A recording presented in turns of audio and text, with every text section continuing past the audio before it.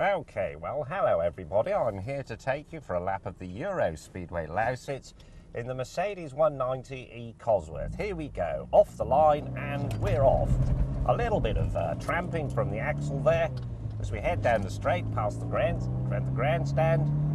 Oh yes, well, I've put it into third gear already, and now I'm going to select fourth as we come up to the end of the straight and we go into turn one. This is a fine car. Its chassis was highly commended by Mr. Martin Brundle, who said it was one of the finest rear drive handling cars of all time. As we go around turn one, oh, cock.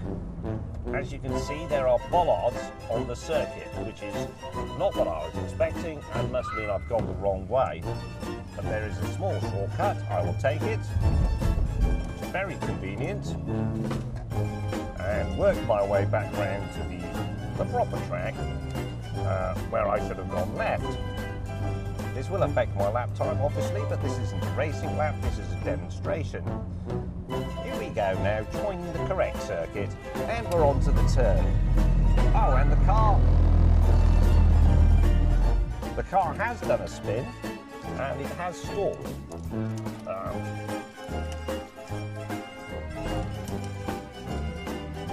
But that is one of the hazards of driving a high-performance car on a circuit.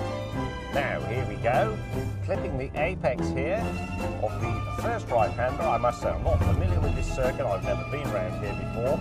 And now we turn into the left-hander as we go on into the section leading up to this bit, where I've dropped it down into second gear. Well, I was already there, to be honest. And that is another spin. But the engine is still running, so I can simply spin the car round, if you see what I mean, and continue with our lap. Now we're coming up to the left-hander. I move it up a gear and stay wide before tucking in to spin the car and turn it round again, continue along the far straight.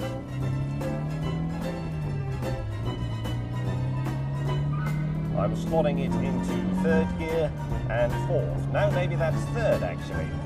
Now here a line of bollards warns me that the track turns to the left, so I scrub off speed with the brakes before selecting second gear, having achieved the right speed and turning in and gathering up the oversteer with a dab of Oppo as I accelerate towards this bend, which is a right.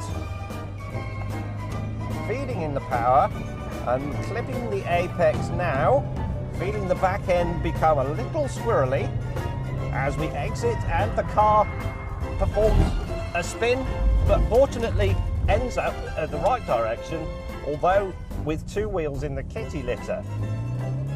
Now we are continuing down the far straight to the right-hander at the end. So I move to the left of the track, thus broadening the radius of the turn and allowing me to carry more speed into the bend. Braking at the 50 board, bollocks, it's actually a left-hander, but that's okay. I select the appropriate gear and turn in now, gathering up the incipient oversteer, and I've gathered it up, and there it is back on track. For the long sweeping right-hander that leads up to the bit called the bus interchange, which is approaching now on the right. Moving out, selecting second gear and turning in, feeling the car lighten slightly at the back under braking, and now the swift left-hander, and I'm re-entering the long straight past the grandstand, avoiding the arm cone. I'm now effectively going the wrong way around the circuit, but I shall simply go to the other end of the bus interchange. I hope there's nobody else out here in a high-performance car, and perform a U-turn